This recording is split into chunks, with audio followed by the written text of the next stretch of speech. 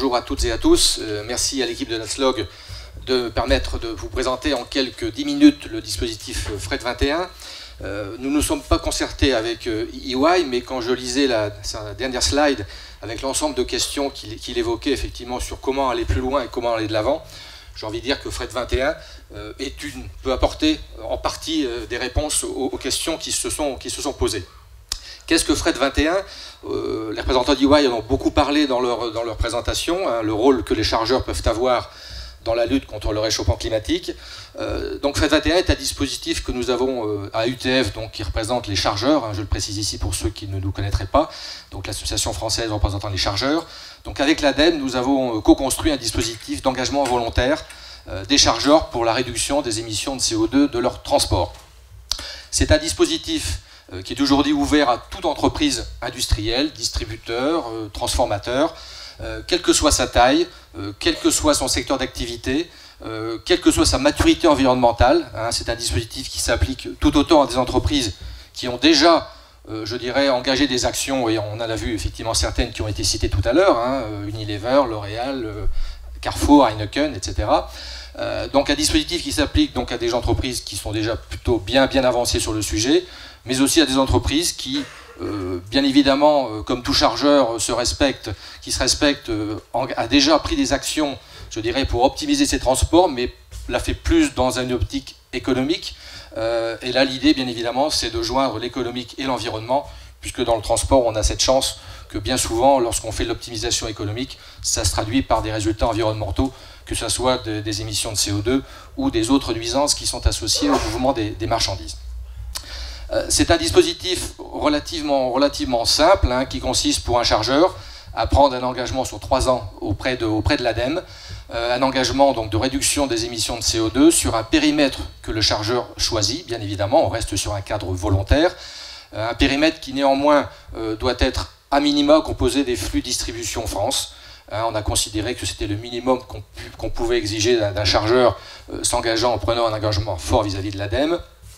Un objectif de réduction qui, sur le périmètre choisi, doit être au moins de 5% des émissions de CO2 générées. Bien sûr, pour atteindre l'objectif, il faut bien sûr prendre des actions, engager des moyens. Et pour cela, l'entreprise doit s'engager à mettre en place donc, au moins 3 actions dans 4 axes de travail. Alors, quels sont précisément ces axes qui sont offerts par le dispositif ? Très clairement, on n'a pas réinventé l'eau chaude. Hein. Nous sommes allés voir les chargeurs sur le terrain lorsqu'on a bâti le dispositif. On est allé voir ce qu'ils faisaient dans la pratique. Et que font-ils ? Ceux qui sont dans la salle le savent. Ils travaillent sur la réduction des distances de transport. Ils travaillent sur l'augmentation des fréquences de livraison, la réduction des fréquences de livraison via notamment un meilleur remplissage des véhicules. Ils travaillent aussi bien sûr sur les modes de transport, les moyens de transport. Ils peuvent souhaiter, effectivement, l'exemple en a été donné avec notamment Monoprix et Carrefour, hein, souhaiter passer du gazole au gaz naturel ou au biométhane. Ils peuvent aussi changer de mode de transport, c'est passer du tout routier au transport combiné rail-route ou au transport fleuve-route, par exemple, si on est en approche ou en sortie de port maritime. Et un 4e axe, qui est un axe qui vous allez le voir, rejoindra les propos de EY concernant la collaboration et le partenariat. C'est l'axe achat responsable. Et ce dispositif donc, fait complètement le lien avec le dispositif objectif CO2 donc applicable aux transporteurs, puisque dans cet axe, ce qu'on appelle axe 4 dans le dispositif, une prime, je dirais, est accordée aux chargeurs qui recours à des transporteurs qui sont soit, je dirais, chartés objectif CO2, soit ceux qui, depuis plus récemment, ont fait effectivement le choix d'être labellisés par le dispositif. Alors, lorsqu'on parle d'engagement d'objectifs et d'objectifs à atteindre, bien évidemment, il faut pouvoir mesurer tout cela. Hein, et la mesure, elle est faite grâce à un outil, hein, à une série d'outils qui sont mis en place, qui sont fournis aux chargeurs, donc qui s'engagent dans le dispositif. C'est à la fois, donc, le premier outil, c'est un outil d'évaluation de la maturité environnementale du chargeur. Le premier élément qu'on lui demande de faire dans son parcours d'intégration pour aller jusqu'à l'engagement final, c'est de mesurer sa maturité environnementale, hein, sous forme de questionnaire à choix multiples. Questionnaire au terme duquel on lui attribue une couleur, hein, de vert jusqu'à rouge, sachant qu'il n'y a pas de très bon chargeur si on est vert, ni de très mauvais si on est rouge. C'est simplement une maturité qui permet au chargeur de mieux mesurer les moyens et les efforts qu'il va devoir accomplir pour atteindre ces objectifs. Deuxième élément, c'est que nous avons mis en place tout un catalogue d'actions qui sont proposées aux chargeurs. Hein, ça va effectivement du changement de mode de transport, le ferroviaire, le fluvial, la réduction des distances de transport, l'amélioration des coefficients de remplissage. Donc il y a à peu près 42 fiches actions qui sont proposées à l'industriel dans lesquelles il peut venir piocher, je dirais, au gré de ses possibilités et de ses ambitions. Et troisième étage de la fusée, je dirais, du dispositif, c'est bien sûr des outils de calcul qui permettent à la fois de, je dirais, mesurer ex ante, je dirais, les émissions de CO2 pouvant être engendrées, réduites grâce à une action. Dispositif aussi qui permet de mesurer, bien sûr, les émissions de CO2 sur le périmètre qui a été identifié par l'industriel.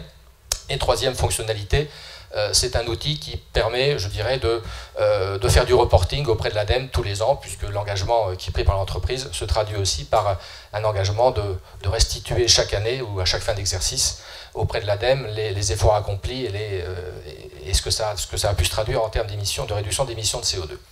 Alors ce dispositif aujourd'hui, il a été, je dirais, initié par une dizaine de chargeurs, hein, dont certains ont été cités tout à l'heure. Un 11e vient de rejoindre la bande ici récemment, hein, c'est Orangina pour ne pas le citer. Et nous sommes aujourd'hui donc en phase, bien évidemment, de déploiement de ce dispositif, hein, depuis le mois de février. Et pour cela, nous avons mis en place, donc, avec le concours de l'ADEME, des sessions de formation, et notamment de prise en main des outils et de meilleure compréhension par le chargeur de ce dispositif, donc des formations qui se tiennent sur Paris dans les locaux de la UTF.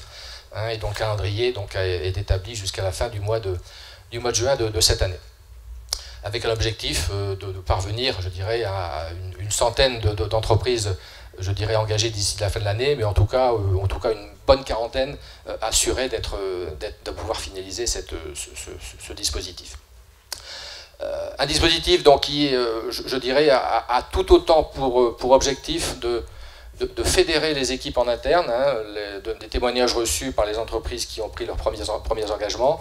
C'est des outils, c'est un dispositif qui permet de motiver, donc c'est quelque part un outil de management interne des entreprises. C'est aussi un moyen de fédérer l'ensemble des initiatives prises par un chargeur, puisque au plus l'entreprise est grande, au plus elle a département, et au moins ces départements se parlent, hein, c'est bien connu.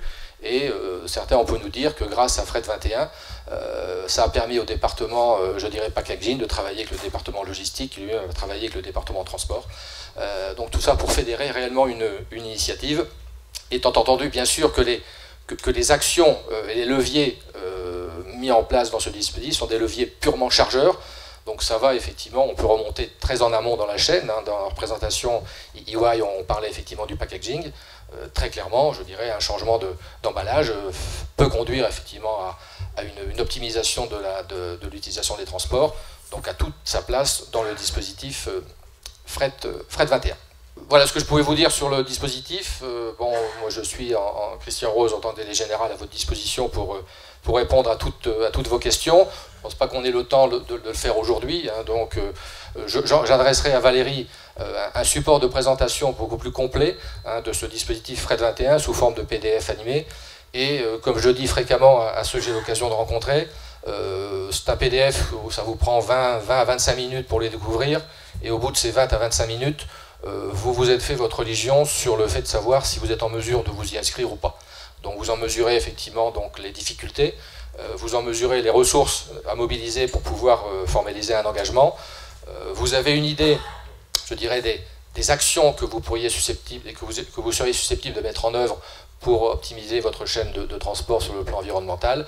Donc en gros, 20 minutes, vous conservez 20 minutes et vous savez si par rapport à ce que vous avez déjà fait ou par rapport à ce que vous êtes en train de construire, vous avez ou pas votre place dans le dispositif.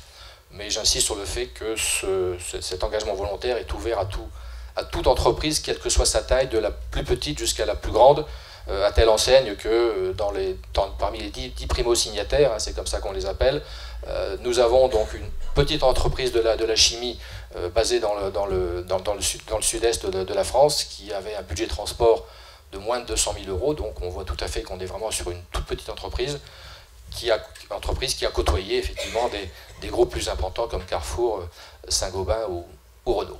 Voilà. Merci de votre attention.